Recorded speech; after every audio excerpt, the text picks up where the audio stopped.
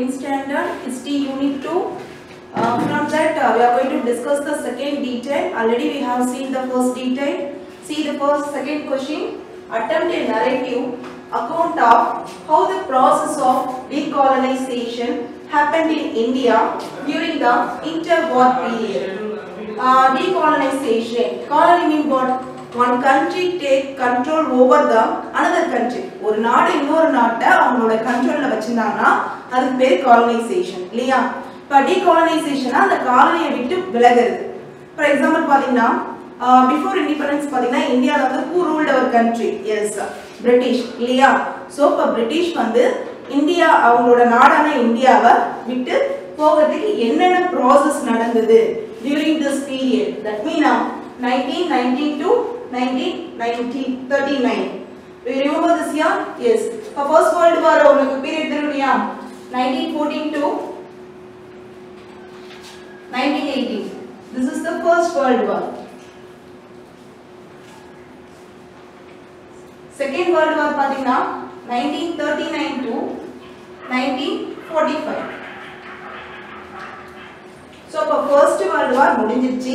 Second world war ஆரம்பிக்கக்கூடிய காலகட்டத்துல அந்த இடைப்பட்ட காலத்துல decolonization process வந்து இந்தியால எப்படி நடந்தது என்னென்ன நடந்தது அப்படிங்கறத क्वेश्चनக்கான meaning. We understand this.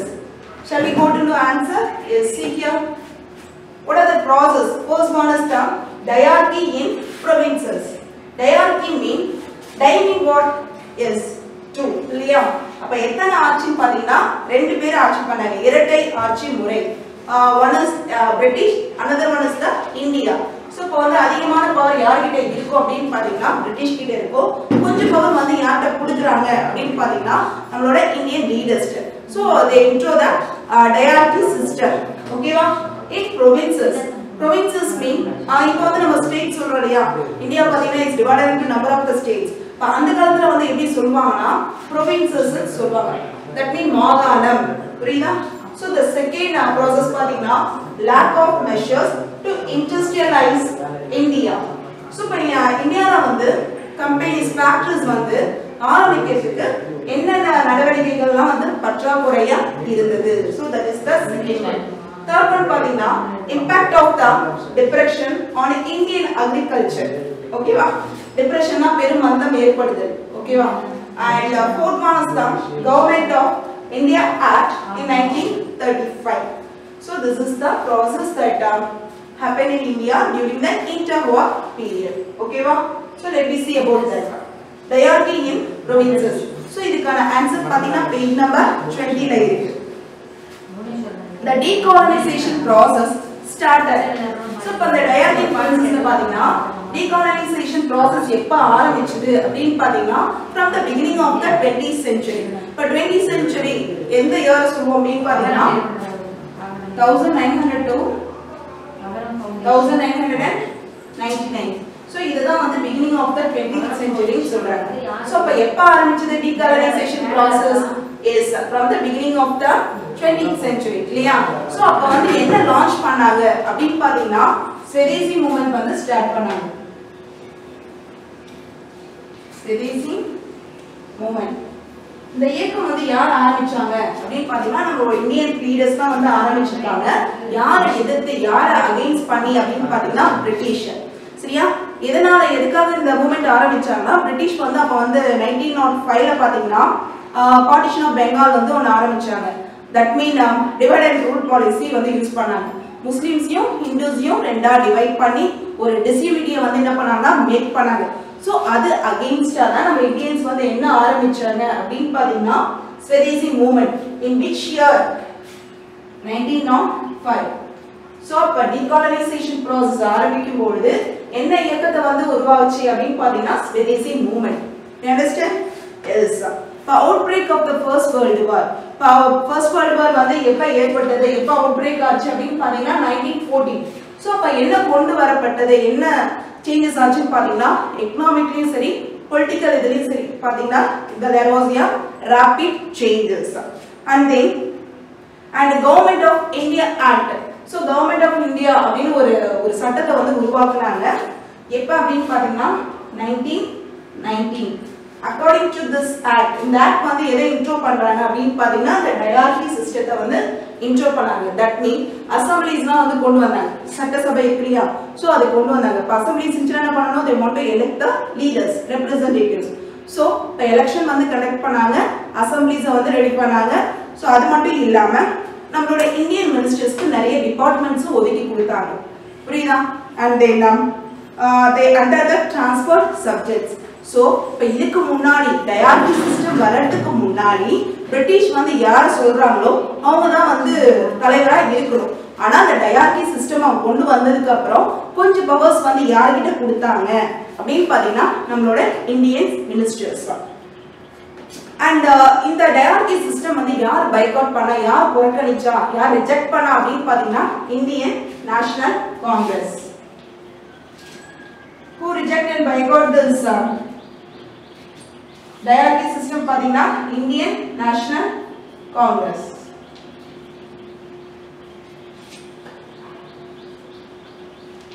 Reject the diarchy system. Okay, you understand this paragraph? Is the next process is the lack of measures to industrialize India. இப்போ இதுல பாத்தீங்கன்னா பிரிட்டிஷ் பாத்தீங்கன்னா ஒரு சில இண்டஸ்ட்ரீஸ்க்கு மட்டும் ப்ரொடக்ஷன் கொடுத்தாங்க. பிரிட்டிஷ் வந்து என்னென்ன இண்டஸ்ட்ரீஸ் வந்து ஆரம்பிச்சாங்க அப்படின்னு பாத்தீங்கன்னா சுகர், சிமெண்ட்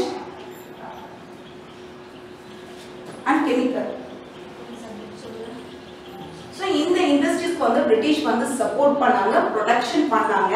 ஆனா நம்மளோட இந்தியன் இண்டஸ்ட்ரீஸ்க்கு எந்த மாதிரியான ஒரு ப்ராஃபிட்டான ஒரு இது வந்து சப்போர்ட் கொடுக்கல. they giving the support, just they only giving the advice on the education. இந்த மாதிரியான ஒரு சப்போர்ட் தான் கொடுத்தாங்களே தவிர அவங்களுக்கு எந்த ஒரு ப்ராஃபிட் ஒரு அந்த பணம் கொடுத்து அவங்களுக்கு வந்து எந்த ஒரு ஹெல்ப்பும் பண்ணல. இப்போ ஃபார் எக்ஸாம்பிள் பாத்தீங்கன்னா இப்போ வந்து ஒரு கம்பெனி ஒரு ஃபேக்டரிஸ் வந்து இந்தியாவில் ஆரம்பிக்கணும்னா இப்போ வந்து பிரிட்டிஷ் ஆரம்பிச்சாங்கன்னா அவங்க வந்து ஒரு 50 crore வந்து கவர்மெண்ட் கொடுத்தா போதும். அதே இந்தியன்ஸ் ஆரம்பிச்சாங்கன்னா India want to give the 100 crores. So இப்போ அவங்களுக்கு யாருக்கு வந்து இதை வந்து சப்போர்ட் கிடையாது, இந்தியனோட ஃபேக்டரிஸ்க்கு. யாருக்கு சப்போர்ட் இருந்தது, பிரிட்டிஷ். இப்போ பிரிட்டிஷ் பாத்தீங்கன்னா இந்த சுகர், சிமெண்ட், கெமிக்கல் இதுல கிடைக்கக்கூடிய அந்த லாபத்தை ப்ராஃபிட்டை வந்து எங்க அனுப்புறாங்க அப்படின்னு பாத்தீங்கன்னா அவங்களோட கண்ட்ரியான இங்கிலாந்து. ஸோ இப்போ இந்தியாவுக்கு வந்ததே அவங்களோட நோக்கம் என்ன அப்படின்னு பாத்தீங்கன்னா want to exploit the resources of the India. சரியா? இந்தியாவில் பாத்தீங்கன்னா நிறைய வளங்கள் இருக்கு, இந்த வளங்கள் எல்லாத்தையும் எக்ஸ்ப்ளாய்ட் சுரண்டி அவங்க நாட்டுக்கு எடுத்துட்டு போறது அவங்களோட பிளானிங் இல்லையா? ஸோ அப்போ எந்த மாதிரியான சப்போர்ட் வந்து அவங்களுக்கு கொடுத்தாங்க, they only giving the advice and the education. So இந்த சப்போர்ட் கூட யார் வந்து அப்போஸ் பண்ணா அப்படின்னு பாத்தீங்கன்னா பிரிட்டிஷ். இந்த சப்போர்ட் கூட நீங்க இந்தியன்ஸ்க்கு கொடுக்க கூடாது அப்படின்றதுக்காக பிரிட்டிஷ் வந்து ஒரு சில பேர் என்ன பண்ணாங்க, அதை அப்போஸ் பண்ணாங்க. நெக்ஸ்ட் ஒன் பாத்தீங்கன்னா impact of the depression on Indian agriculture. இப்போ பாத்தீங்கன்னா டிப்ரெஷனா ஒரு பெரிய மந்தம் வீழ்ச்சி ஏற்பட்டது. இந்த டிப்ரெஷன் வந்து ஆக்சுவலா எங்க ஏற்பட்டது அப்படின்னு பாத்தீங்கன்னா 1929ல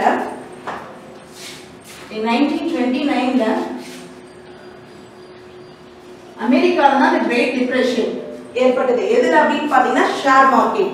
சோ அதனோட இம்பாக்ட், அதனோட தாக்கம் வந்து யாருக்கு ஏற்பட்டது அப்படின்னு பாத்தீங்கன்னா பிரிட்டிஷோட பிசினஸ், அவங்களோட ட்ரேட்ல பாத்தீங்கன்னா ஒரு பெரிய பாதிப்பை ஏற்பட்டது.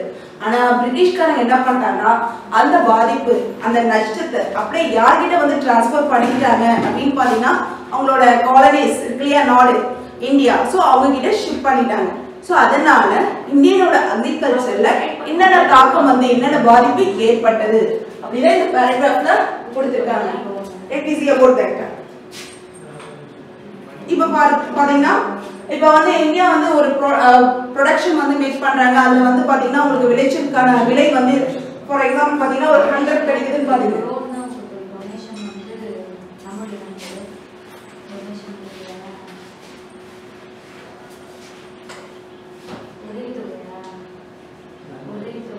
இந்தியன்ஸ் வந்து எவ்வளவு கிடைக்குதுன்னா ஒரு 100 கிடைக்குது.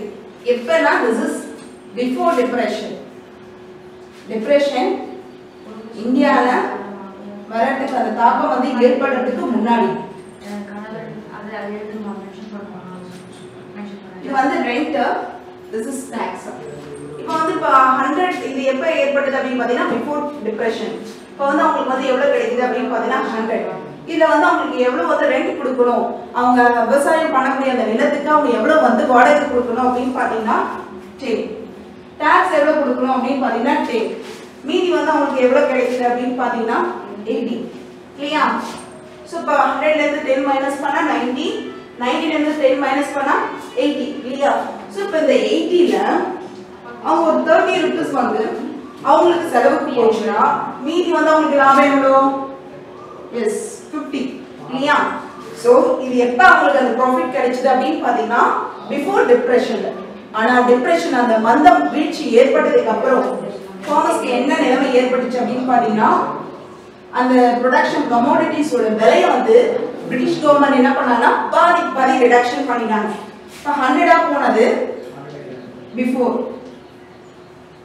சரியா? This is after the depression. பாதியா வந்து அவங்க குறைச்சிட்டாங்க இல்லையா 50. இப்போ அந்த 50 ல அவங்க ரெண்ட் வந்து என்னது, ரெண்ட்ல எந்த ஒரு சேஞ்சஸ் இல்ல, அப்படியே தான் இருந்தது. சோ 10 வந்து ரெண்ட். ஆனா டாக்ஸ் என்ன பண்ணிட்டாங்கன்னா 20 டபுள் ஆகிட்டாங்க. சோ அப்ப அவங்களுக்கு ஏற்பட்ட அவங்க நாட்டுல ஏற்பட்ட அந்த நஷ்டத்தை இந்தியால வந்து டாக்ஸ் மூலமா சரி கட்ட பாக்குறாங்க. இல்லையா? சோ அப்ப ஆனா அந்த ரேட் வந்து என்ன பண்ணாங்க, பிரைஸ் வந்து இப்ப பாதி குறைச்சிட்டாங்க. ரெண்டுல எந்த ஒரு சேஞ்சஸும் இல்ல. டாக்ஸ் வந்து என்ன பண்ணாங்கன்னா டபுள் பண்ணிட்டாங்க. புரியுதா?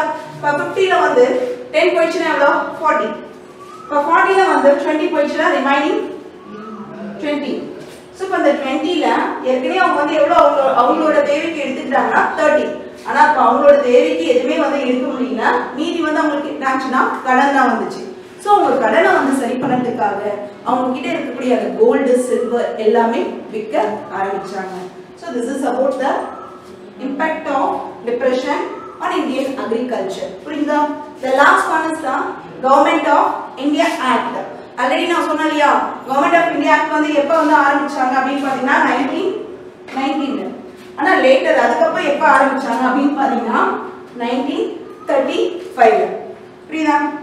சோ இப்போ வந்து இந்த Government of India Act எதுக்காக ஆரம்பிச்சாங்கன்னா want to oppose the Indians வந்து சமாதானப்படுத்துறதுக்கு. சோ அவங்க வந்து பிரிட்டிஷ்க்கு எதிராக வந்து போராட கூடாது, அவங்களுக்கு எந்த ஒரு இதுமே வந்து எதிராக இருக்க கூடாது. அதுக்காக அவங்க என்ன பண்ணாங்கன்னா இந்த சட்டத்தை வந்து உருவாக்குறாங்க. According to this act என்ன பண்ணாங்க அப்படின்னு பாத்தீங்கன்னா the greater power is given to the local government. என்ன பண்ணாங்க, ஏற்கனவே வந்து கொஞ்சம் பவர் வந்து என்ன பண்ணாங்க இந்தியன்ஸ்க்கு கொடுத்தாங்க. அதுக்கப்புறம் அவங்கள சமாதானப்படுத்தணும், அவங்க பிரிட்டிஷ் வந்து எதிர்க்க கூடாது, அந்த காரணத்துக்காக என்ன பண்ணாங்கன்னா அவங்களுக்கு என்ன நிறைய பவர் வந்து கொடுக்க ஆரம்பிச்சாங்க. சோ அதனால ஒரு எலெக்ஷன் வந்து கண்டக்ட் பண்ணாங்க, டைரக்ட் எலெக்ஷன். டைரக்ட் எலெக்ஷன்னா people participation is there. indirect electionனா people participation is not in that election. இல்லையா? சோ இப்ப டைரக்ட் எலெக்ஷன் கண்டக்ட் பண்றாங்க. அந்த டைரக்ட் எலெக்ஷன்ல யார் வந்து மெஜாரிட்டி votes வந்து resounding victory, ஒரு மிகப்பெரிய அளவுல வந்து யார் வெற்றி அடைஞ்சா அப்படின்னு பாத்தீங்கன்னா நம்மளோட காங்கிரஸ் பார்ட்டி. ஓகேவா? சோ இப்போ இதுல பாத்தீங்கன்னா பிரிட்டிஷ் என்ன பண்ணாங்க அப்படின்னு பாத்தீங்கன்னா இந்தியன் மினிஸ்டர்ஸ் வந்து கன்சல்ட் பண்ணாம நம்மளோட இந்தியன் சோல்ஜர்ஸ் எங்க அனுப்புறாங்க அப்படின்னு பாத்தீங்கன்னா second world war without the permission, without the consulting of the Indian ministers. So all the Congress minister resigned from its office. புரியுதா? அவங்கள கேட்காம பிரிட்டிஷ் வந்து நம்மளோட சோல்ஜர்ஸ் எல்லாரையும் செகண்ட் வேர்ல்டு வார்ல யூஸ் பண்ணிட்டாங்க. அதனால காங்கிரஸ் அவங்களோட பதவியில இருந்து விலகி வந்துட்டாங்க. I hope you can understand my class. Thank you all. Be safe. Take care.